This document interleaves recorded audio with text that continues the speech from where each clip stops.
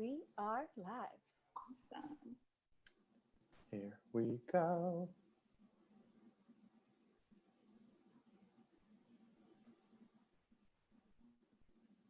Awesome. I think we're live now. I think we are good to go. Hi, everyone. Welcome. Thanks for being here. Obviously, in this virtual environment, it's a new world, and it's also now an old world since we've been doing it for so long. Weirdly familiar at this point. Definitely. Really quickly, I think introductions are probably in order. Hi, my name is Garrett. I'm one of our assistant directors of admission. I've been with Chapman for 7 years in the admission office, did my undergraduate and my graduate degrees there. I'm one of our counselors that covers the Pacific Northwest, so Oregon, Washington, Idaho, Montana, and Alaska. I'll hand it over to you two. Yes. Hi, everyone. My name's Amy Hammer, and I'm one of the assistant directors of admission at Chapman as well. I've been with the university professionally for 6 years, but was also a student just like Garrett. Just finished up my master's degree this past spring, so a two-time graduate. Just can't get enough of Chapman. And I primarily work with students that are in part of the San Francisco Bay Area, and then part of the Central Coast, specifically the Santa Barbara region. Awesome. And my name is Jamie Garcia, and I'm an admission counselor here as well. I too am an alum of the university. I'm going into my second year as an admission counselor, and I absolutely love it. I also work with some students from the Bay Area, as well as a variety of different areas in Southern California. Yeah. We're super excited to talk to you all today. I know that people have a lot of questions with this upcoming year. I know there are also a lot of questions with the fall of 2020 because this year is unlike any other that we've experienced. Today, we won't be focusing on fall of 2020. So if you have specific questions about what this upcoming school year looks like, I recommend contacting your admission counselor directly. Today, we'll primarily be answering questions and discussing this upcoming admission cycle. So talking about students who are applying for spring 2021 or for fall of 2021. That's going to be our main goal for today. Awesome. I think the first thing to jump into and kind of recognize is that, yes, we are still in this kind of virtual world. And we are continuing that for the foreseeable future, especially when it comes to any sort of campus tours or student panels, any of those different opportunities. They are going to be all virtual, and they're available on our website. It's a quick, easy link too. We'll have somebody drop it in the comment section down below, but it's just chapman.edu/virtual. That'll get you access to any sort of campus tours, information sessions with different academic departments on campus, student resources, studying abroad, career and professional development center, those types of things. So those will all be up and available. And then I think the biggest one that we want to tell everybody about, we're super sad that we can't have Discover Chapman Day. It's usually this big day on a Saturday. Instead, we are having Discover Chapman events, and it's going to be a week-long thing. There's going to be a ton of different events throughout the week in October. So stay tuned for that. We'll make sure to get you more information as it becomes available, but just look forward to all of that. I know there's almost too many options at this point in terms of what's available, but there's a lot out there to learn about academic programs, about general student life. So definitely take a look out, and we'll roll out more opportunities as the next couple of weeks progress. Definitely. Jamie, do you want to cover a little bit? We're going to jump into kind of this, what to expect. What do you need to do as part of this admission cycle now that everything's opened up? So I'm going to throw it over to Jamie just to go over some of the different application deadlines, the options, and maybe kind of explaining a little bit of what those are. Yeah, absolutely. So the common application is open, and that is where our application is located. So if you want to get on there and start working on your application, great. We'd love to see it. But our first deadline is not until November 1st for first year applicants. So if you are applying for fall of 2021 to be a first year student, you would apply. One of your options is November 1st, and that's our early action and early decision deadline. So early action means you apply early and you hear back typically around mid-December. And early decision is a binding agreement, meaning if I'm admitted to Chapman, I will attend no matter what. And those students typically hear back around the same time, mid-December. So that is an awesome option for students. We also do have some priority deadlines that fall under November 1. So definitely check out the Chapman website to see if your academic program falls under one of those priority deadlines. Our next deadline is going to be January 15th, and that's our regular decision deadline. Again, another great option. If you feel like your first semester grades are going to be super strong and really help you out a lot, then regular decision could be definitely a really great option for you.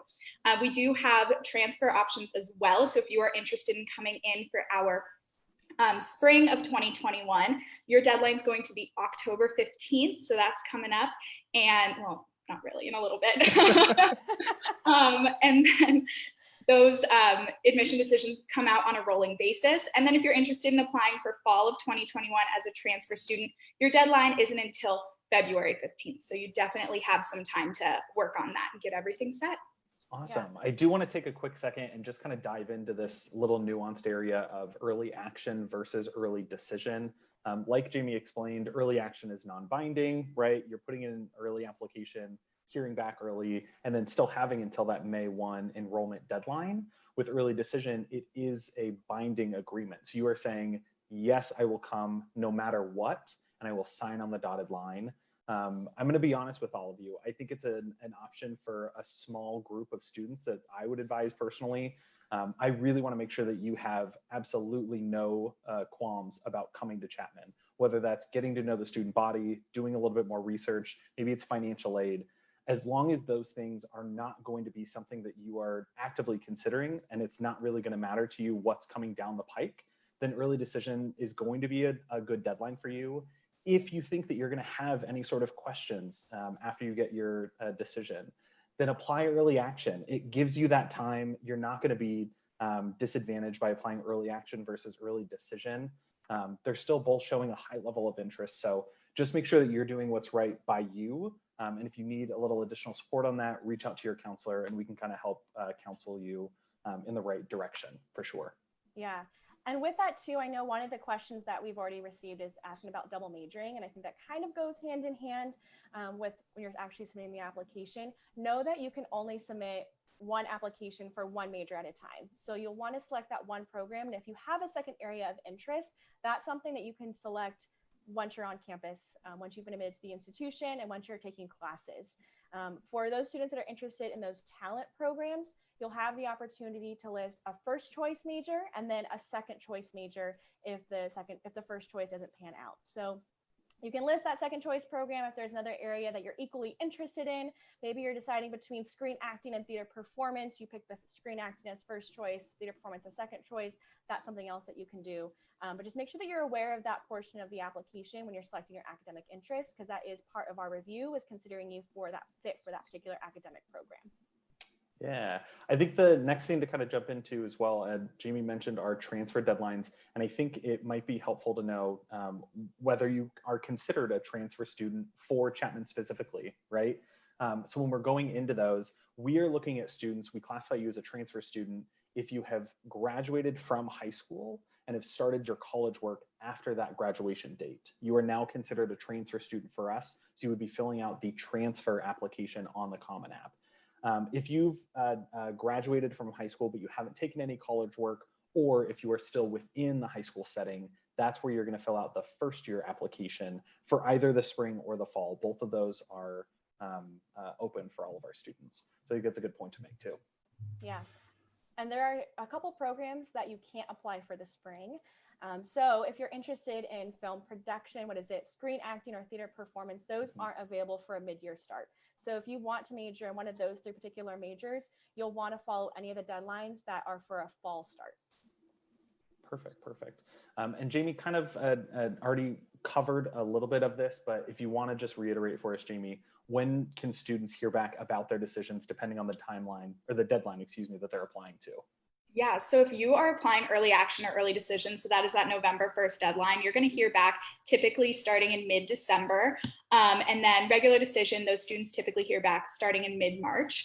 But something to note is there are a couple programs in which the review process takes a bit longer, so you might not hear back until later. So typically, for example, our film production students aren't hearing back until around February of their decision, even though they're applying earlier, just because of the review process. So if you are within one of those programs, don't freak out if you don't get your decision mid-December. We are still looking at them. You're totally fine. Yeah.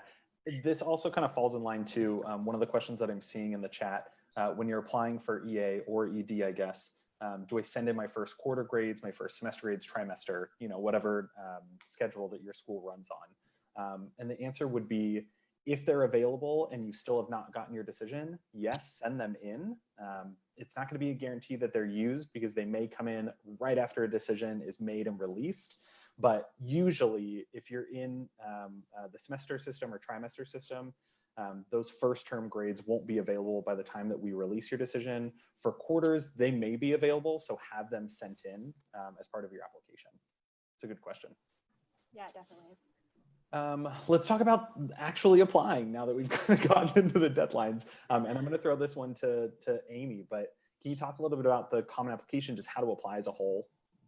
Yes, so you'll want to make sure that you have an account with Common App, and then you'll select Chapman as one of the schools that you're applying to. And obviously one of the benefits of the Common App is that it saves you time as an applicant, so you're not filling out the same demographic information, writing multiple essays or anything of that sort.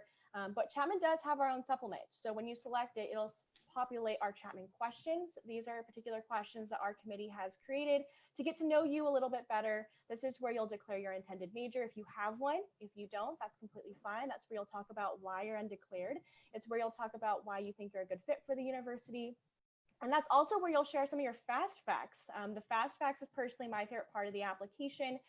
It's the area where basically we get to know your personality. So we have questions like, what is your favorite meal, or what would you cook for the admission team?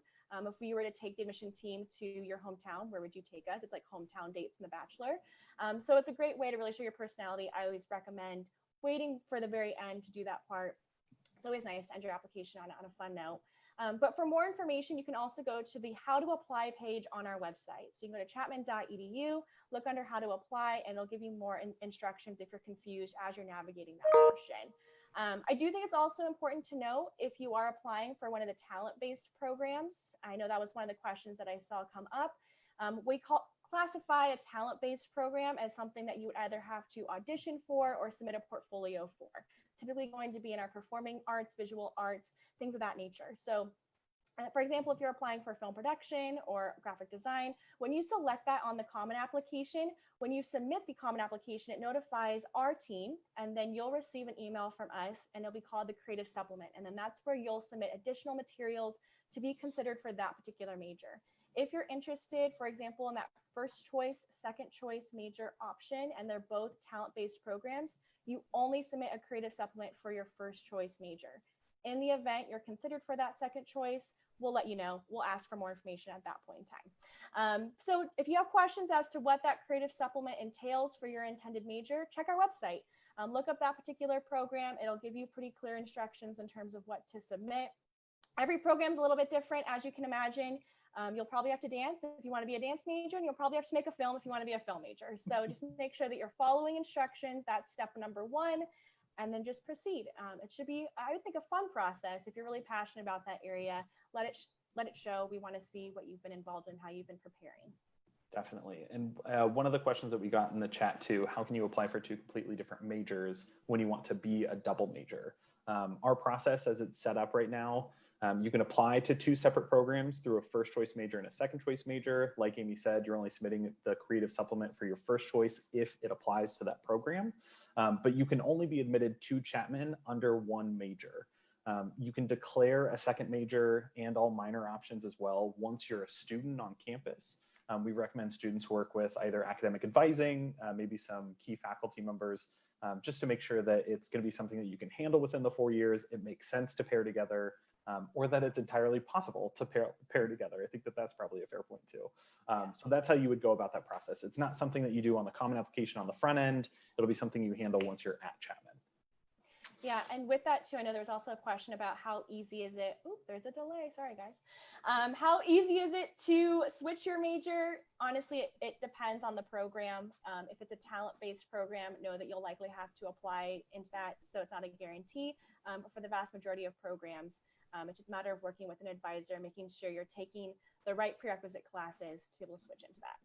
Nice. I'm going to throw this one to Jamie, but now that we've kind of gone through the application process a little bit, Can you talk about, I know a lot of students want to know, like, how do I make my application stand out? What are the things that you are looking for? And I think that we each probably have maybe our own advice or similar advice that we would give to students. So I'm going to start with you, Jamie, but any sort of advice, ways that students can kind of make their application pop?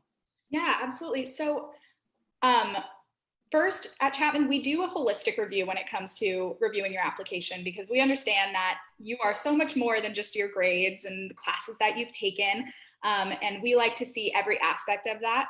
And I know something that Amy says a lot is that your application is a puzzle, and everything that you're submitting to us and everything that you're writing is another piece of that puzzle. And that's just something that's so important. We want to see who you are throughout your application. So write something that you're passionate about, write what you are interested in rather than what you think we want to read. I love the applications where their personality really does shine through, because I feel like I'm getting to know the student better, and that's what really stands out to me. Amy, do you want to go next? I think Jamie covered it. I mean, like she said, I always compare it to being a puzzle. My favorite applications to read are in the Chapman supplement when students share personal stories. So if they have a neighbor that's a current student and that person inspired them to apply to Chapman, I like those little anecdotes because it's a little window into that person's life. Obviously the website, and there's a lot of resources out there that can give you information, but I don't need a regurgitation of Chapman statistics. I know them. I work there. I went there. So what I'd rather see is some of those personal stories and just really understanding a little bit more about what connects a student to campus. Perfect. And then last topic that I want to cover before we really do a deep dive into these questions, because we are getting a lot of them, is the financial aid process. You know, what's available to students? How do we go about it with merit scholarships, the FAFSA, all that kind of good stuff. So maybe we can kind of split this up in three ways. I'll start us off on the merit scholarship side. That's going to be a little bit of a new process for us. So I don't even think that we touched on it yet, but just so everybody's aware, we are test optional for the spring 2021 and fall 2021. Yeah, that's right. Application cycle. It's something that we were really excited about doing, back in February, early March, and then COVID hit, and it was like, yeah, okay, now there's even more justification to have this. So the merit scholarship process is going to look at, yes, your academics. We're looking at your grades. What kind of grades are they? What types of classes are you taking? The rigor and the challenge within the context of you and your high school, right? That's something that we've always looked at. But now we're also kind of adding in this new component of just who you are as a student, as a person, as a new community member to our campus. So we're utilizing the application, I think, much more so in this process for us. It's something that we've always looked at on the admission end, but it's never been a huge factor on the merit scholarship end. So I think we're all really excited about, utilizing, as Jamie said, this holistic review process, seeing you all as much more than just, the numbers and the stats that you bring to campus, but who are you as a student? Who are you going to be as a community member when you're here? Those merit scholarships don't have any sort of extra application. As long as you're applying by one of our deadlines, you will be reviewed for those scholarships. If you receive it, it's within your admission packet or viewable on your application status page. So those are all available to students. Am I forgetting anything on the merit scholarships? I don't think so. No, but I did see that there was a question about, are we going test blind versus test optional? Going back to what Garrett said, because we are leaning so much more heavily into the rest of the application and into the GPA, we aren't going test blind, because if there is a student that has a test score and they feel like that will supplement that holistic review, we want to give them the opportunity to send that in. But know that if you don't send in a test, that's not going to penalize you. We're not going to give any students an advantage or disadvantage because they do or don't send a test score. It's just another variable that can be used in our holistic review process that's helpful, but I won't necessarily be anchoring those merit awards like they used to. It's good clarification for sure. Do you want to keep going and do maybe some departmental scholarships? Yeah, so outside of merit scholarships, students also have the potential to qualify for departmental aid. These are typically awarded based off of the major a student declares coming in, typically found in our arts programs in addition to our sciences and engineering. Students that are admitted for those particular programs are reviewed usually by the faculty in those areas. Those range all over the board. It honestly depends on the department. It depends on the year and the budget allocation, but based off of the faculty review, students have the potential to qualify for additional aid that can be added as a supplement to their financial aid package. So I always recommend that if you're interested in a program related to the arts, the sciences, or engineering, ask the faculty, reach out to the department, see what that process looks like. There are a handful of programs that might also require an additional application. If I remember correctly, English and creative writing also have these departmental scholarships. Yeah, they do.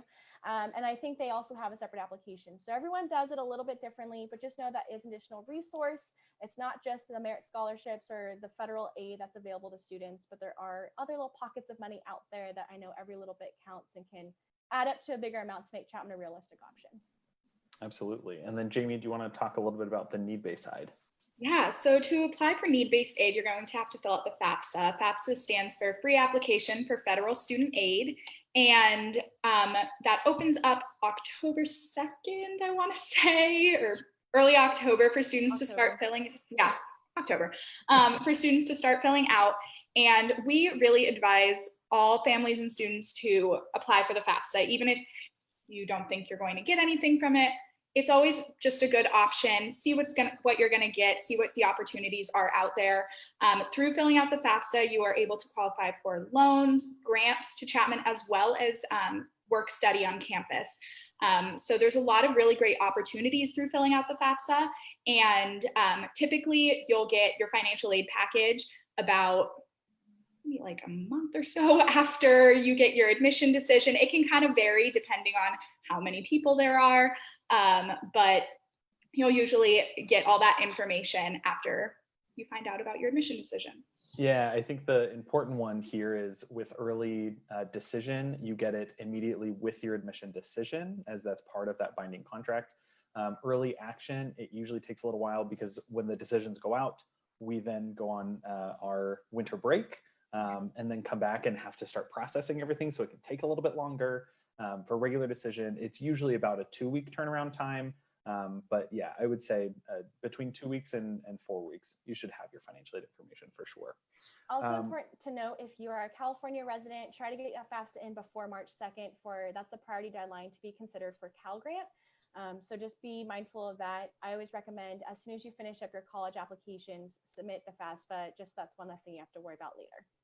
Yeah, and then this kind of goes into one of the questions that I'm seeing in the chat. I read someplace that early decision can be dependent on financial aid, meaning you aren't bound if the financial aid package is not adequate for your needs. Is that accurate?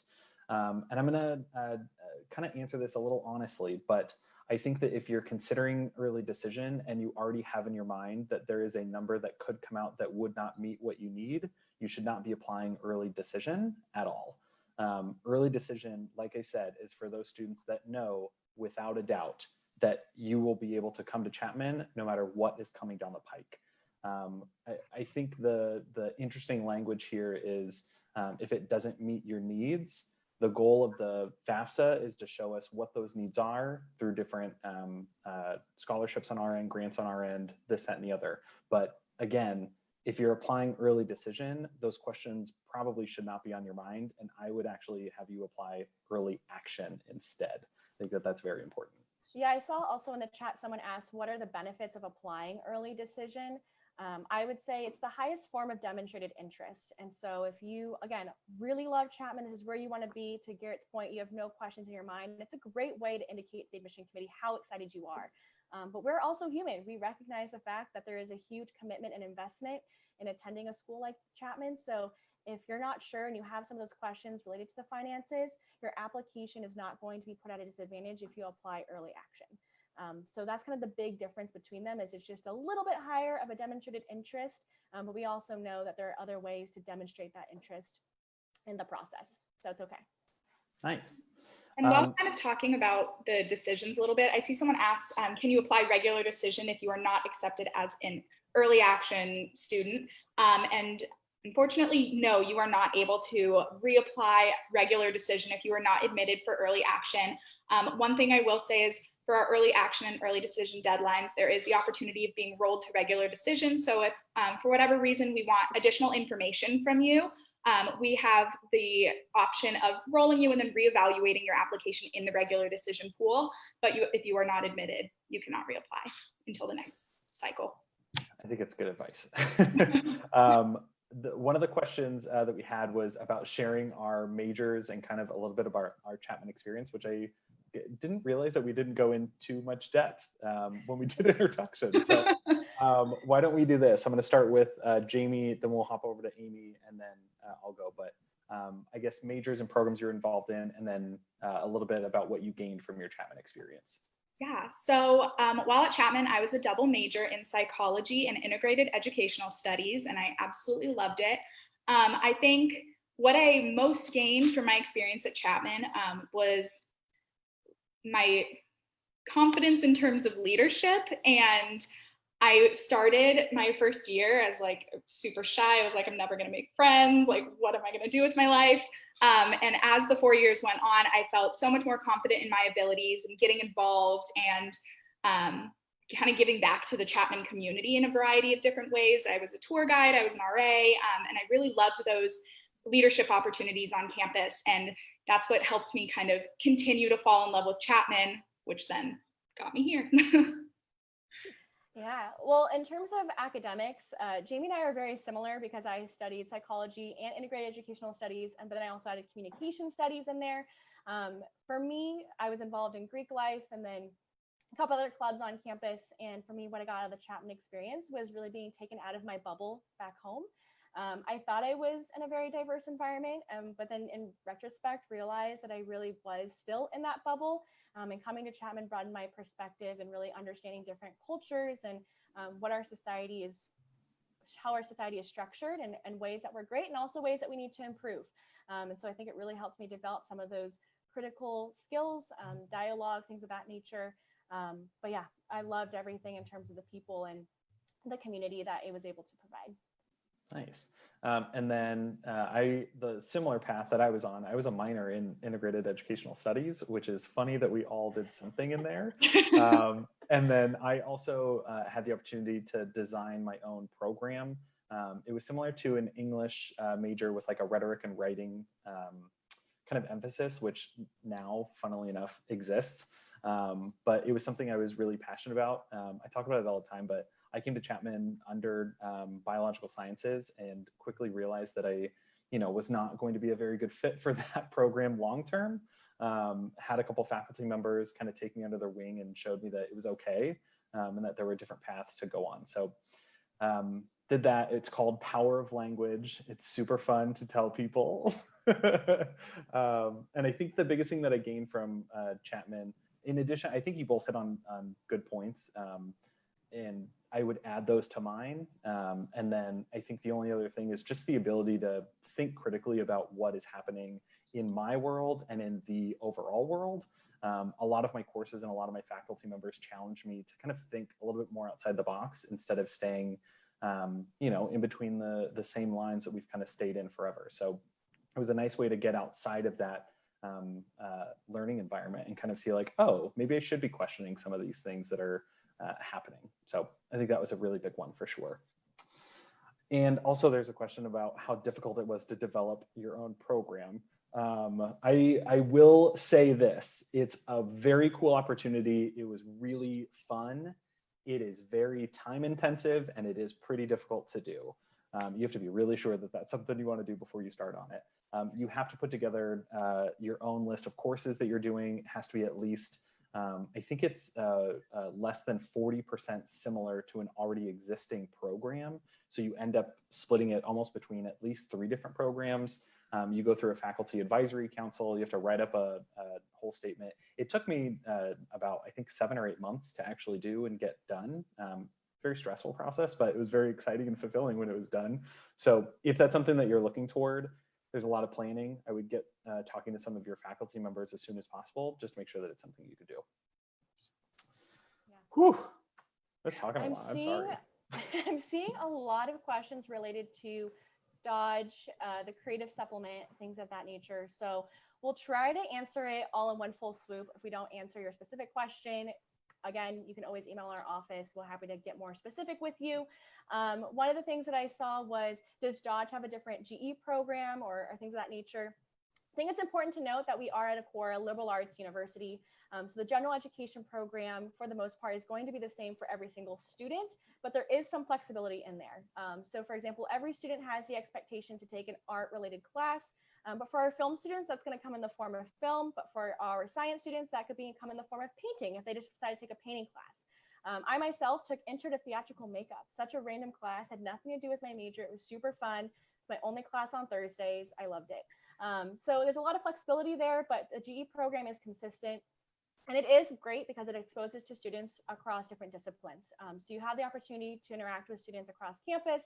You're not limited to just your major, your minor. And there is some opportunity, regardless of what your major is, to double count classes, because chances are one of your major classes will overlap with at least one of the GE program areas. In terms of the creative supplement, I think we said this earlier, but in case you missed it, if you want more specific questions about what to submit for your intended major, it's on the website. So my recommendation is to use the search bar, look up animation or graphic design or whatever your particular program is, and it'll take you to that page and it'll give you some more detailed information in terms of what needs to be submitted. Know that your creative supplement is also due by the deadline. So if you're applying November 1, you should submit your creative supplement by November 1. If you're applying January 15th, it should be submitted by January 15th. Know that it does take a little bit of time to gain access to the creative supplement because you have to submit the common application first. But when you do that, just make sure you're giving yourself a little bit of buffer. So don't wait to submit it on the last day. As long as you're a couple days ahead, you'll be able to gain access. We're also understanding, we'll give you a little bit of a grace period, but just make sure that you're still within that window of time with all that. Yeah, and I think on those lines too, there was a question about submitting a portfolio, even if it's not for your major, just to give the admission office kind of more insight into who you are as a student. That is not something that we encourage students to do.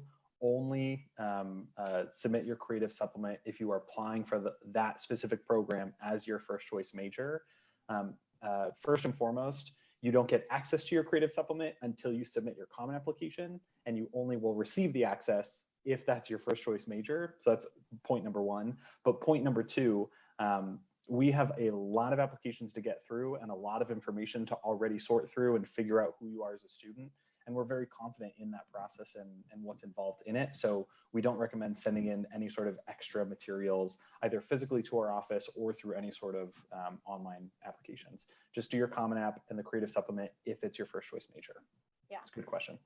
And I also saw, oh, go for it, Jamie. Well, and I was going to say, there's a question about if you are applying to a talent-based program as your first choice, can you list undeclared as your second choice? And absolutely you can. If you are interested in screenwriting major, but if you are not admitted for screenwriting, you aren't 100% sure what you want to do, but you know you want to be at Chapman, absolutely you can put undeclared as your second choice major. Tell us why you are putting that, what maybe some of your other interests are, but that is definitely an option for our students. So if you are interested in any of our talent-based programs and maybe you don't know what your backup is, that's totally fine, and undeclared is a great option.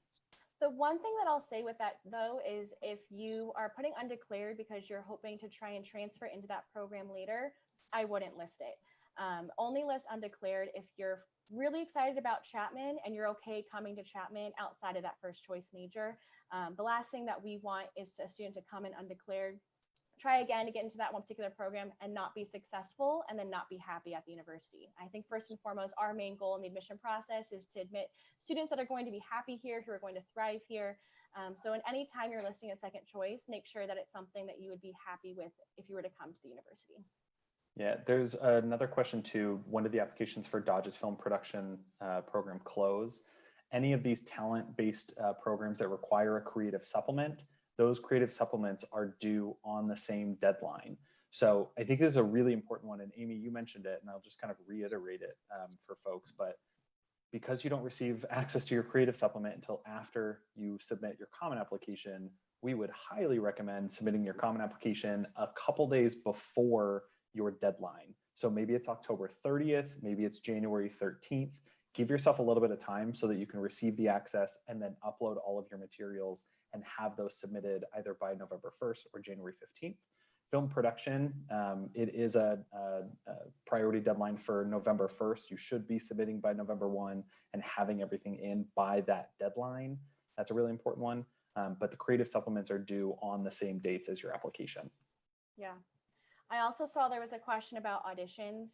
Given our environment this year, they're going to be all virtual. So if you have specific questions about how auditions will operate, again, I think it's best to go straight to the department because that's the portion of the application that's reviewed directly by them. But they will be virtual. We're not looking to put anyone at risk by bringing them to campus. Yeah. All right. What's the next question that you see there?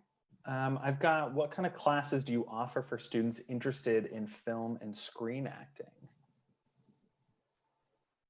I will gladly answer that question. Sorry, I thought I was posing the question. My bad. I thought I was posing it. I will answer that question as well. Yeah, there's a ton of different course offerings, right? I mean, the film production program is going to be way more focused on actual production, the creative process. Maybe it's screenwriting, right? And now you're doing a lot more of the actual writing content, thematic displays, all that kind of good stuff. Screen acting, your focus is going to be based a little bit more on theory of acting. You'll get a little bit of time with like stage acting, but the focus of it is going to be actual on-screen acting, especially for the student films. You'll participate in those. So those are like the major specific types of courses. And then like Amy said, you still have the general education components. Whatever your minor is going to be, you'll take coursework within that section as well. So if you want a full offering, I know it sounds boring. I say this to all of my students, and I feel like 90% of them are like, okay, Garrett, I'll definitely check it out. But you really should. It's our course catalog. It's all online. It gives you every single course that's required in every single program. So you can actually see, like, what am I taking as this major? What are the classes that are required? What are the elective units? I think it's the best way to understand what the program you're getting involved in looks like. I also saw that there was one question there to switch gears a little bit specifically for athletes. So I don't know how many students that we have interested in our athletic program, but I think it is important to note that we are a Division III institution. One of the big differentiators between D1, D2 versus D3 is that we don't offer athletic scholarships. The other big difference is that in a normal year, test scores are not required for admission review. This year, D1, D2 schools are offering a waiver, but in most other years, we don't require scores to be able to compete at the D3 level. But I do think it's important to note with the student athlete experience, if you're interested in being a part of one of our competitive programs, I recommend contacting the coaches directly. Their information's all on the website. They all have their own different recruiting opportunities in terms of how they connect with students and what process they go through. So I recommend working with them. It's also nice to connect with them because if you want to play with one of those coaches, then it's good to know who they are and what their style is, obviously. Include an athletic resume. That's always an important piece of information to provide so they know what your ability is. I know the question was related to a baseball player. If they already have catchers on their roster and you're a catcher, it might not be that you're a bad player. It's just that they don't have a spot for you on the team. So it's good to start that conversation early. We do consider recruits during our process, but because we are a D3 school, that's not going to be the end all be all in our decision. It's going to be going back to the holistic review, one of many variables that we're considering. So we obviously love working with student athletes. We love to be able to see that excitement for one of our programs on campus, but in comparison to a D1 or a D2 school, that's not necessarily going to dictate an admission decision. Nice. Next question I've got up here, if you're accepted into your second choice major, but not the first, does early decision still apply and bind you to that other major? Yes. Part of our application process, if you're applying early decision, it is for your first and second choice majors. We'll check in with you once we go into, if we are reviewing you for your second choice, to say, hey, are you sure that you want to do this? Do you want to change out into early action? We'll kind of touch base with you, but on the application end, I would look at it as I'm applying to these two majors. Both of them are applying to early decision. That's how I would look at that. It's a good question. Yeah. I've got a question I'll pose to you, Jamie. What does Chapman do in terms of accommodations for students with learning differences? I think it's a great question. Yeah, it is a great question. So we have a ton of resources at Chapman. We have our disability services in which you can get accommodations in terms of your testing. You can take tests in a different room in the testing center if you need extended time or if you just need to be in your own space. We allow that. We also have tutoring, and that goes for all students. Available to students. So there's a lot of resources out there. Our faculty are incredible and want to help students, are completely understanding. So if you have any learning differences and you are interested in getting some accommodations and learning more about your options and alternative test taking and all of that, definitely reach out to our disability services office and they will be able to aid you in that process. Nice. Next question I've got, anything special I need to know as an out-of-state student? Does geography have any weight in the acceptance process? Interesting question. I'm going to pose that to Amy. Oh, interesting. Fun. None of us are out-of-state students. No, I mean, we obviously look at various pieces of information in the application. We have a very diverse student body on our campus. We have 49 states that are represented. So we pull students in from all across the United States. But in terms of the admission process, I mean, we really want to ensure that a student is going to be able to transition well to campus. So the only thing that I think that's important to note that might be a challenge as an out-of-state student is if the further you are away from campus, the harder it is obviously to visit campus, obviously when we resume being in person. So if you have any questions, if you want to learn a little bit more about the university because you are a little bit further away, it's a great opportunity to connect with your admission counselor. We also have on our website an Ask a Student section. You can look up students, you can filter based off of where they're coming from, what their majors are. So if you want to learn a little bit more about what that transition looks like as a student coming from outside of California, I highly recommend leaning into that.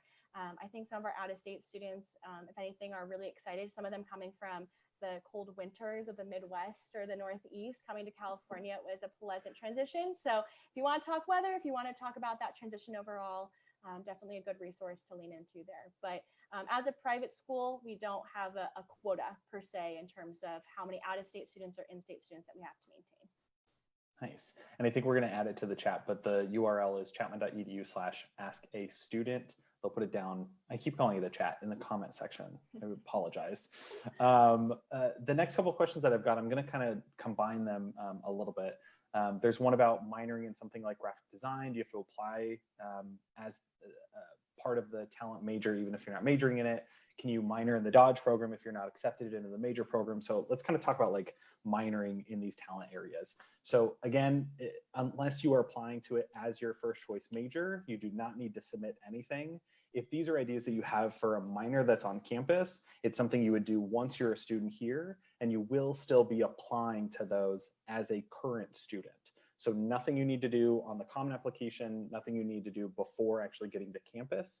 You'll do it once you're here. The application process for those is a little similar. Obviously no common application, but you're still doing kind of a creative supplement for those programs, getting reviewed by the faculty members, all that kind of good stuff. So I think those are, or that's a good piece of advice for you.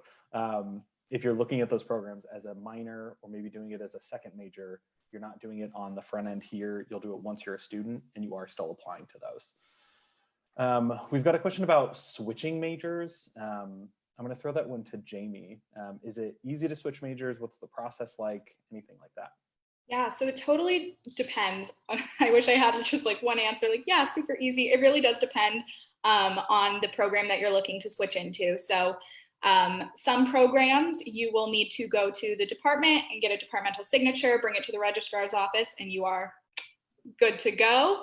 That's one way, but some majors are going to be a bit more difficult to switch into, kind of like Garrett was talking about with minoring. It goes the same for majoring. So if you are interested in switching into something within Dodge or a talent-based program, there will be a more extensive application into those programs, including additional supplemental questions, potentially a creative supplement if it's one of those majors. So definitely keep an eye out for that. And make sure you're on top of those if you are looking to switch, because some are not going to be as easy as others. Some majors do have prerequisites as well. So if you're looking into switching, for example, into like a business administration major, they're going to expect that you have a certain level of math coming in and have some prereqs. So just make sure that you're getting all of those out of the way before trying to make that switch. Nice. And I know there was also a comment related to those departmental scholarships. Typically, you do have to be in the program to keep the scholarship. Typically, if you switch within the school or the college, you can still keep it. But if you're going, say, from engineering to business, there's that risk there, obviously, that you would lose that scholarship. So just be mindful of that if you're thinking about weighing different programs. Yeah. We've got a few different questions that all kind of revolve around test optional. For test optional, private high schools are saying students should submit them, so it feels like students really have to submit. Can you comment? My comment would be, we are test optional, so you don't have to submit those. That's our personal policy. If you think that it's going to be something that really boosts your application as a whole and you feel confident about it, go for it. If it's something that you're not super excited about, maybe you haven't even had the chance to take one of the tests, you don't need to be submitting those, right? It's totally a personal call. I think if you want a little bit more guidance, reach out to your counselor, and we can kind of see, what makes the most sense for you. There was another question, will ACT scores still be looked at even if they aren't required anymore? If you submit them, we will use them as part of your application process. If you don't submit them, there's no disadvantage to it. We just won't utilize those. So again, totally your call. Are SAT, ACT scores required for merit consideration? No. If you submit them, they can be part of that process for sure. But if it's not something that you're wanting to put forward in your application process, then they're not going to be part of that admission decision, merit decision, anything like that. So totally your call again. And then is it better to take the SAT or apply without a score if we can't take the test? And that's a good question. I think that one's going to be very case by case. I would actually have you reach out to your individual counselor so that we can get a little more information. What are you looking at studying? What does your overall GPA look like? What kinds of courses are you taking? What does it look like for you? Because it's going to look very different for a lot of students. So I would actually say reach out to your counselor, and we can kind of have more of a one-on-one chat for sure. Yeah. Oh my gosh, went through a slew of questions there. The next couple questions we have are about financial aid, and I'm going to start throwing them over to Amy. There's one about the parameters around merit scholarships, GPA, the percentage of the admitted class that receives them. Actually, let's start there and then I'll kind of go to the other ones. Yeah.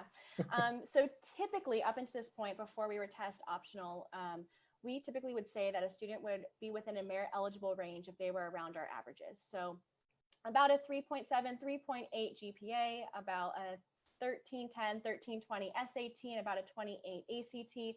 If you were at those averages, you were typically at the starting point for those merit scholarships. And there was a 50% consideration of both those areas, and it was a sliding scale. This year, things obviously are changing because we're test optional. So we're taking out that test variable and we're focusing more on that GPA. So it still stands in terms of our averages. If you're trying to understand, am I in that meritorious range?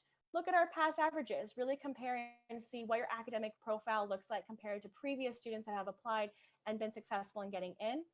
The one caveat that I'll say is it does vary year to year. The more competitive the applicant pool becomes, the more competitive the scholarships become. So even if, say, last year we awarded a student with a 3.7 GPA scholarship, if all of a sudden everyone who's applying that following year is getting 3.8s or above, then obviously that changes things a little bit. But I think that's a general rule of thumb. Obviously, it's a more vague, but I think it's helpful in terms of understanding where you might fall in comparison.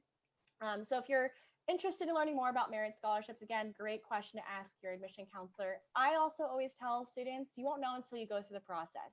It's good to be realistic. It's good to understand that it might not work out financially, but you'll never know unless you actually go through the process. So the first step is submitting your application, really rounding out your application, making sure you're putting your best foot forward, since that's what we're using to determine if you qualify for a merit scholarship. And then at the end of the day, you'll find out if you received one and then what that full package will look like. So that's step number one, and then the rest will follow. Nice. And then the other question about it was focused on international students. Are international students eligible for need-based scholarships?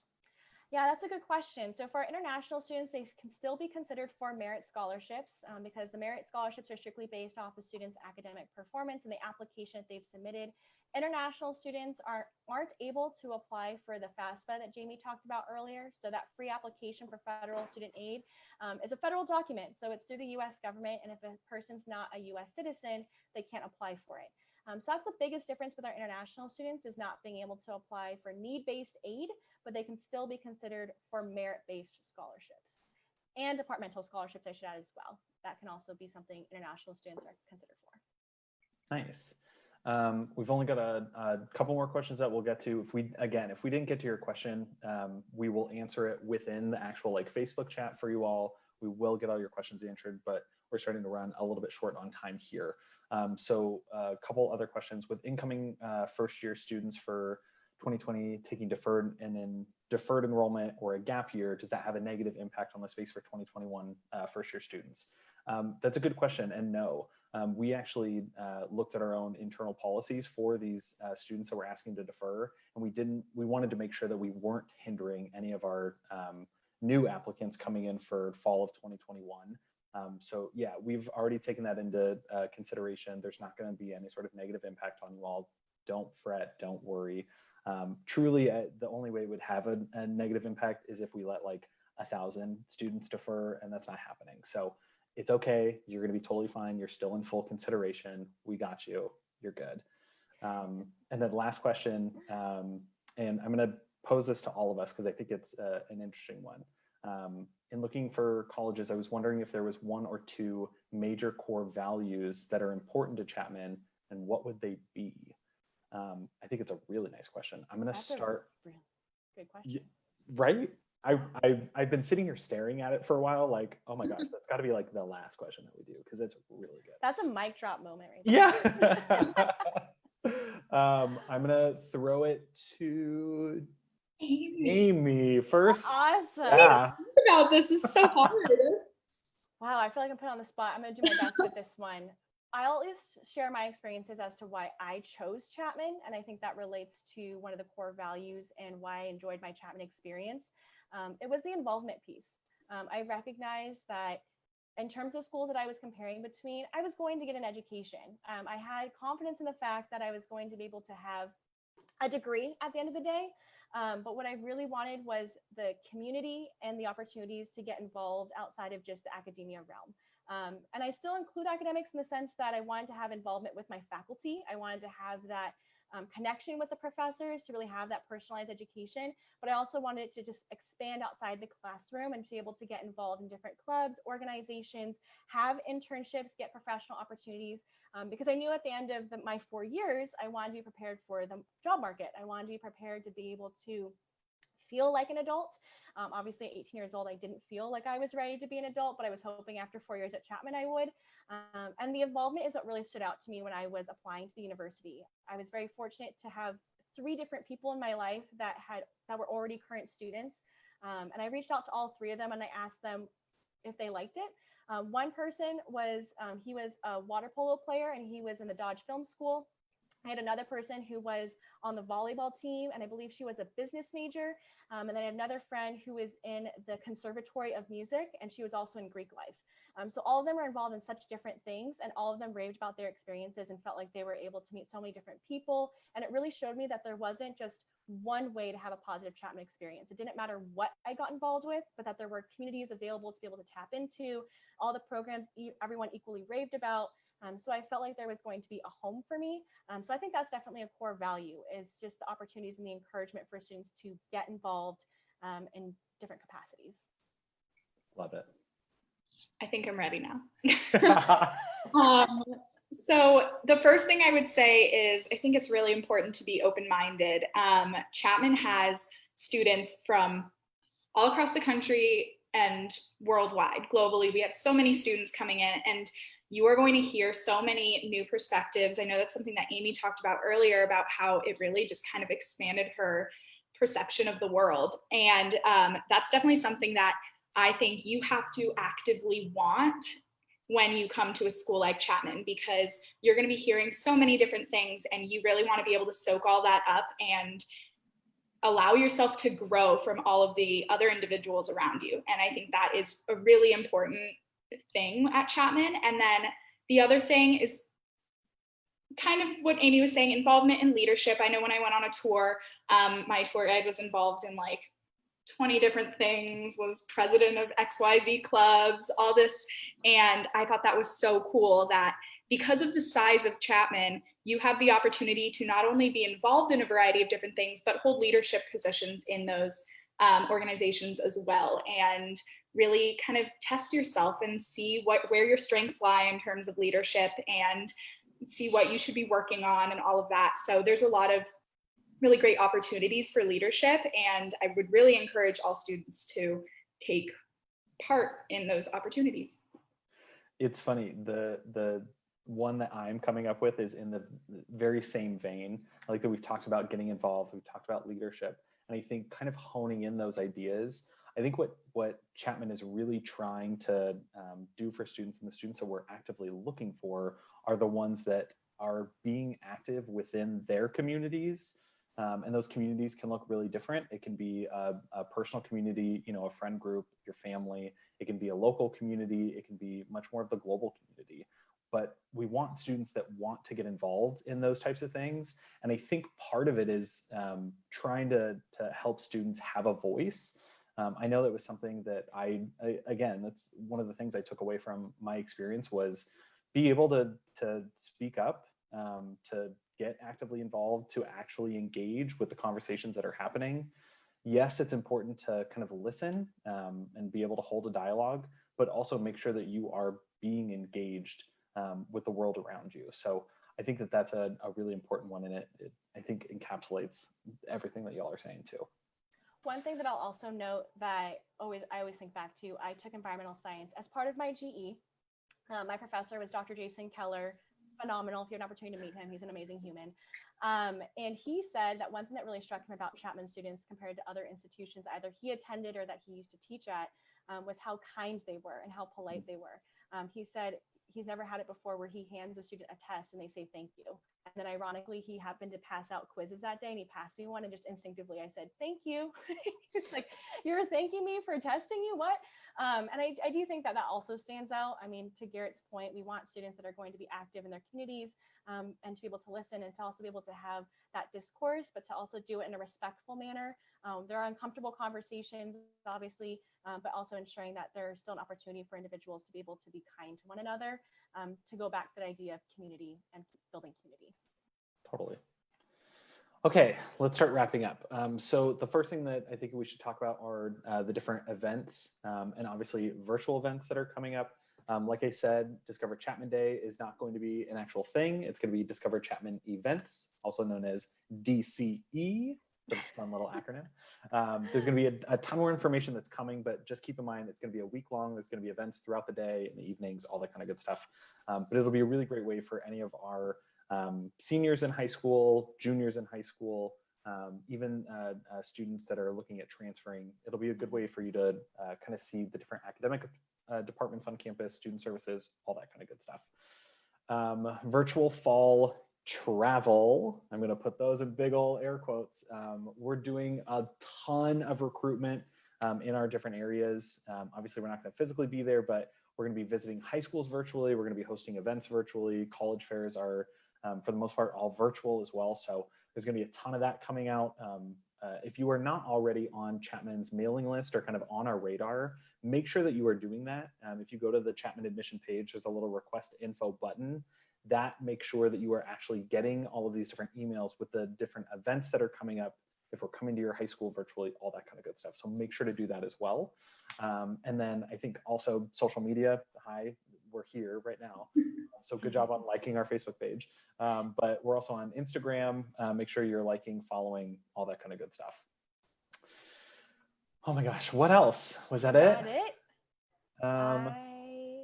Email your counselor if you have questions. Email. Thank you. We want to talk to you. We want to answer your questions and help you out. So definitely do not be shy to reach out. Yes, and if you're too nervous to ask a question to someone with your name attached to it, you can ask anonymous questions on the Tumblr page as well. That's another good thing to plug. It's just chapmanadmission.tumblr.com. So if you have any questions, you can direct them there too. Awesome. I think that might be it. Thank you all for tuning in. Again, I know we're almost at an hour. We did pretty well on time, I'm not going to lie. If we didn't get to your questions, we'll answer them in the chat. Make sure that you're kind of following everything. Reach out to us. We're all nice people. But thanks again, and we will see you later. Hey, pause up. Pause up.